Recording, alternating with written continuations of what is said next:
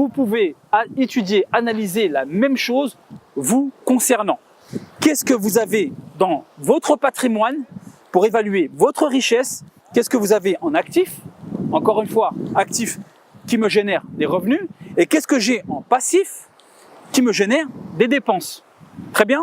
Donc on va analyser. Alors très souvent, pour un salarié ou même une profession libérale, un employé ou une profession libérale, ce qu'on va avoir en actif, c'est, on va dire, son job qui va lui permettre d'obtenir un salaire. Ok, il va échanger son temps contre un salaire.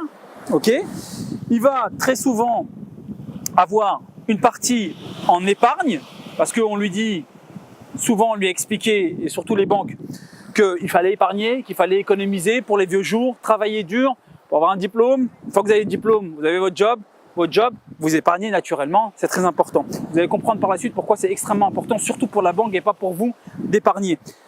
Alors, ensuite, ce qu'il va faire, c'est qu'une fois qu'il a souvent suffisamment économisé, épargné, il va investir dans un bien donc, pour pouvoir y habiter, sa résidence principale.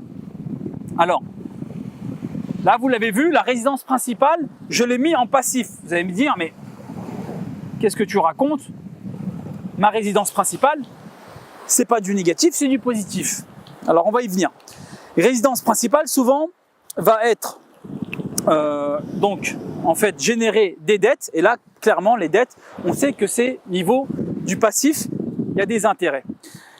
Alors, pour la résidence principale, pourquoi c'est un passif et non un actif, la résidence principale, même si elle peut éventuellement prendre de la valeur? Une résidence principale, on la met en passif et non en actif parce qu'encore une fois, elle vous génère des dépenses. Dans quel sens? Vous allez avoir des dettes, vous allez payer des intérêts, vous allez avoir comme dépenses souvent des frais d'entretien, vous allez avoir des taxes, pardon, j'ai oublié, les taxes, lorsque vous achetez un bien, vous payez des taxes, ainsi de suite. Donc, votre résidence principale ne vous ramène pas de l'argent, ne vous génère pas un revenu. On est d'accord? Vous y habitez, même si vous allez me dire, oui, mais ça m'évite de payer une autre dépense. Très bien, on ne dit pas le contraire, mais ce qu'on dit, c'est que votre résidence principale, à partir du moment où vous avez un bien qui vous génère des dépenses, on le met dans du passif. On ne peut pas le mettre dans du actif. Ça ne génère pas de revenus. Sauf si vous investissez de l'immobilier pour faire du locatif. À ce moment-là, ça s'appelle plus de la résidence principale, ça s'appelle un investissement immobilier locatif. Et effectivement, il est dans l'actif parce qu'il vous génère du revenu. Mais si c'est pour de la résidence principale, par définition, vous y habitez et donc vous ne le louez pas et il n'est plus en actif, il est en passif. Ok? Donc, vous devez définir pour pouvoir évaluer votre patrimoine et votre richesse, quels sont vos actifs, quels sont vos passifs. D'accord? Et encore une fois, j'insiste bien, la résidence principale, c'est un passif. Donc, très souvent, pas pour tout le monde, mais très souvent, on a ce cas de figure-là. Job, salaire, donc c'est un actif.